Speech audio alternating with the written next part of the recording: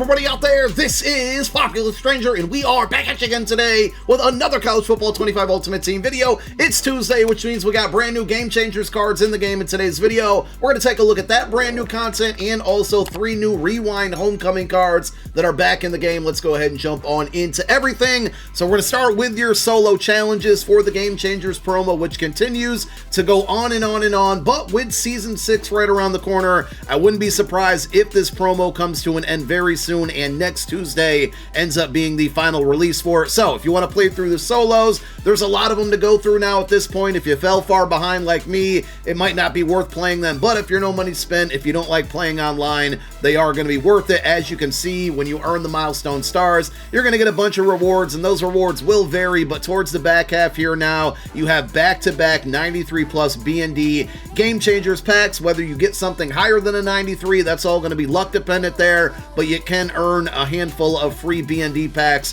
from the Game Changers promo simply just by playing through the solo challenges. You also have the House Rules Score Skirmish still ongoing for a little bit under 2 weeks here now. I think all of the Super Sweats have moved on from this game mode because they've maxed out all of the rewards, and last week I said I probably wouldn't bother playing it. I did end up playing it and winning 2 more games just to get to that level 5, or I'm sorry, that level 2 5-win pack, and I got a 93 plus pack, and sure enough, I got a 96 out of it. So with the solos and these House Rules rewards all being 93 plus B&D packs, it might actually be worth your time if you're trying to build your squad. You don't have the greatest squad out there. I'm not saying you're going to pull a 96 every time, but I got 96 overall. Will Anderson from the pack, and it ended up being a W for me. Probably won't play through the rest of the games, but like I said, the competition level within this game mode specifically probably isn't going to be as difficult as it was when it first came out there. So if you want to go out there and earn those free packs, you do have that opportunity to continue to do so.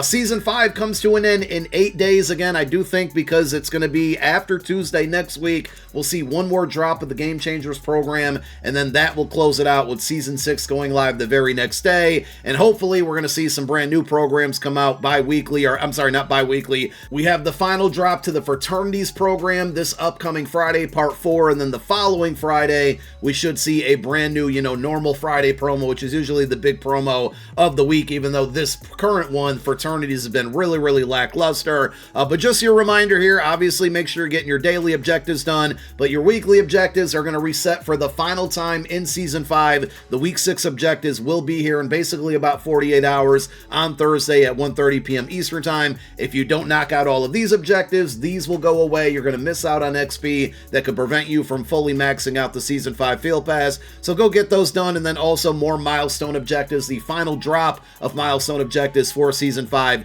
will get added onto here.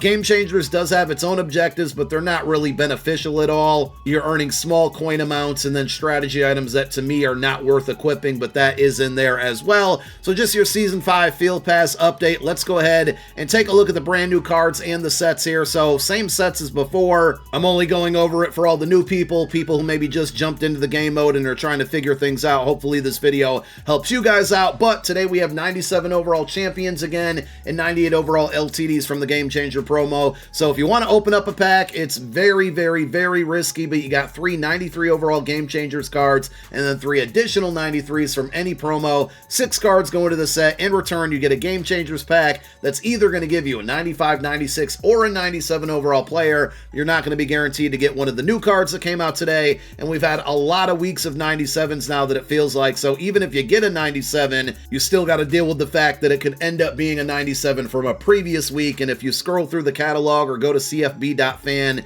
and look at the average pricing on a lot of these cards, a lot of them don't really have a ton of value out there, and just completing the set is way too risky to end up losing coins. So we do have 2 98 overall LTDs. The first one is going to be Chris Paul Jr., middle linebacker out of Ole Miss, 95 speed. We've had a handful of 95 speed middle linebackers in the game already, so for this one to be a 98 OVR, feels like he's kind of on par with some of the best cards out there. 6'1", 75 zone is tremendously bad. He is a run stopper archetype. 96 strength, 98 tackle, 95 block shed, 96 hit power and play rec. I mean, if you're going to user him, that's fine, but I would definitely never put him in any type of coverage for the AI controlling him. He will get blow up for gold, which isn't a terrible ability. Remember, these cards do have baked on gold abilities along with all of the standard abilities that they're going to meet based off of their threshold and from this program, which is mostly just going to be a few gold abilities that don't really matter, and then your standard silver and bronze stuff there. But again, his bake on for 3 AP is going to be blow up.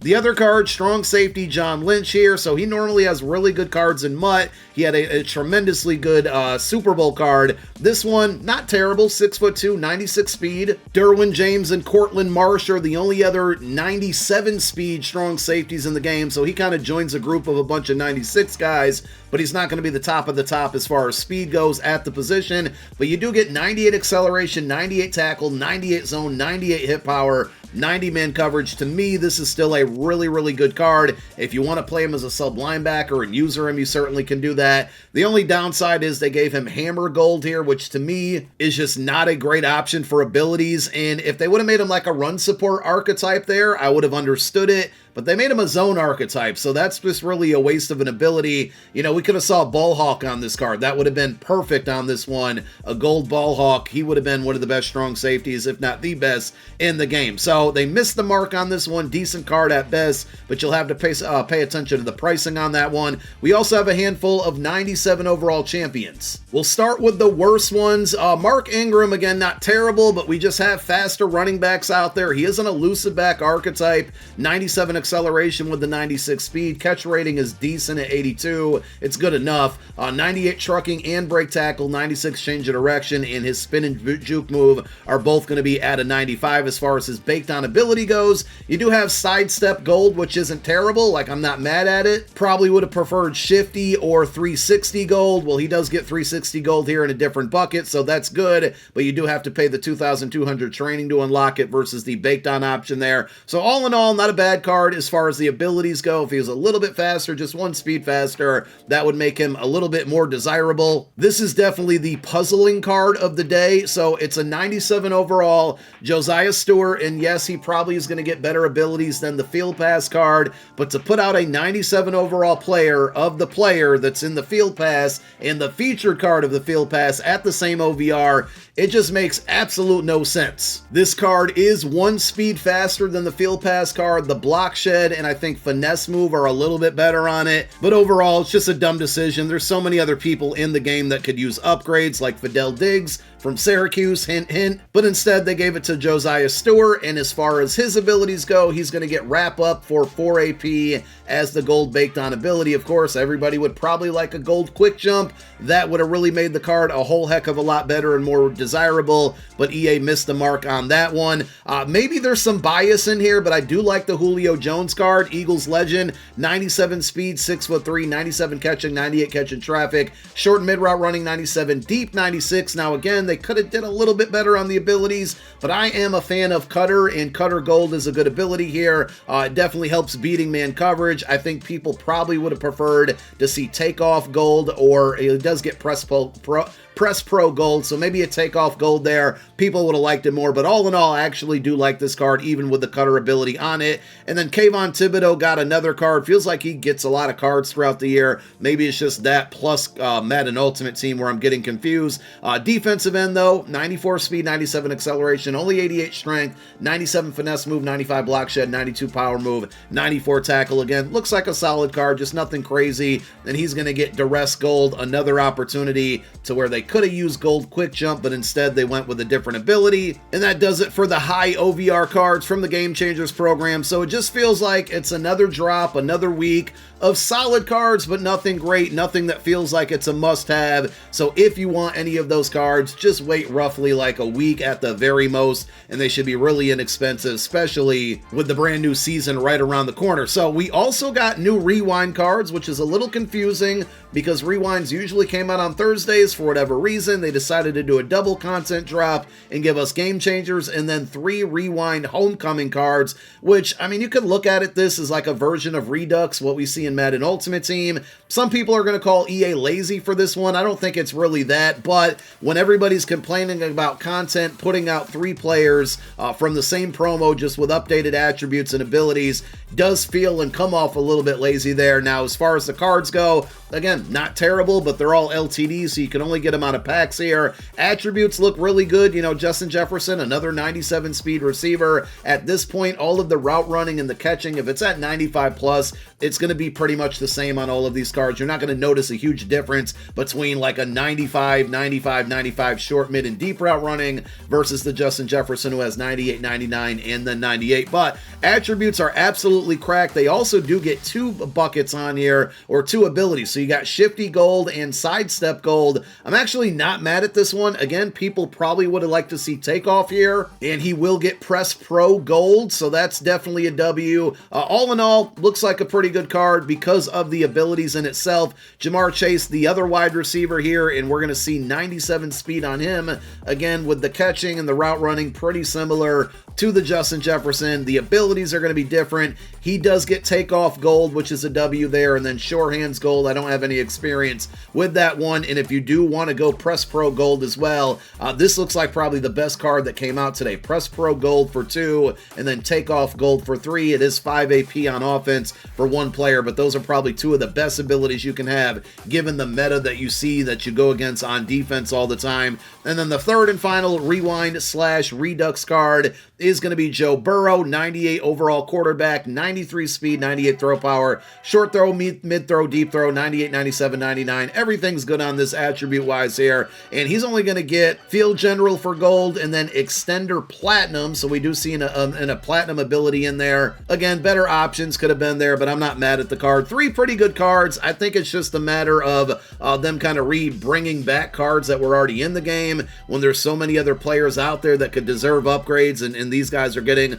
another one. There's just too many names that they have access to create cards for, and they just tend to not do it, and that's really puzzling, I think, to a lot of the community. So $100 bundle, don't think it's worth it, especially with an overall increase not too far from far away. These cards are going to be very inexpensive a week from now, maybe a week and a half from now there, so I wouldn't drop the $100 bundle. You have your weekly step 1 of 5 for 190 points, which is about $2. I do think this is worth it for a 93 plus B&D, so we'll open up this step. We've done it, I think, every week for a while now on this program. Will we get anything good out of it? That's a whole different story. We get a 93 overall Josh Carlin. We're not going to step up to the next offer and the one after that and that, but we do have booster options. They keep just changing the price back and forth on these. So step number 1 is $7. I would say primarily historically, this set of boosters from this program have kind of been the best that we've seen, but the price increase occasionally on these is a little bit disappointing when it happens. And for me, we didn't get anything good here. 294 overalls. We get to pick one of those 2. Those are going to end up getting quick sold for training, but that will take us over to the next pack. For the Game Changer step up, we got 1 coin to give us a 93 and an 82 plus. That 93 is going to be guaranteed from the Game Changers program. We get an 88 overall in the first card and a 95 overall Laramie Tunsil. That is not a fantasy pack, so you get both of the cards there. Again, if I didn't already have a really good left tackle, that card would end up being a starter, but he will get quick sold for more training. Third card, 1 more coin here for a 93 plus Game Changers card, and we are going to end up with, this time around, a 95 overall Maxon Hook. Not familiar with this guy or this card there, but I'm sure it's not going to be an upgrade. And again, we finish up with a $10 2 of 3 93 plus Game Changers cards, and then 2 88 plus rare cards for the $10 for the final step in the booster options. We're also going to head on over to the trophy store to close out the video after we go through this pack and just talk about your opportunity to spend those final trophies before the season ends. So for this pack, we get 2 90s. Unfortunately, that was not ideal for us.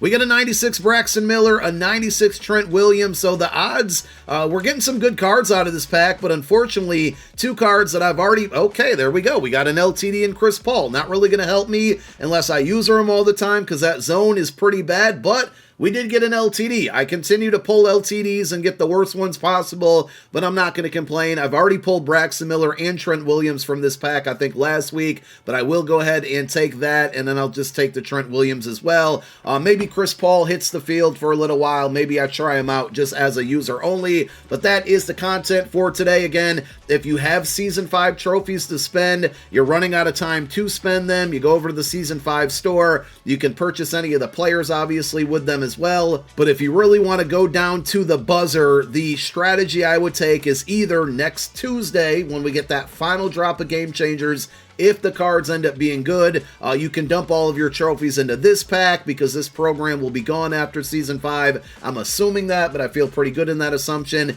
And if Friday's final drop for the Fraternities program ends up being good, you can go ahead and use your trophies on this pack on Friday. We'll see what we get on Legends for Sunday, so we'll kind of determine these two. But you are running out of time to spend those trophies, so you got some options here within the Season 5 store to do so before it ends. Thank you guys for tuning into another one. My name is Popular Stranger. I'm out. Peace.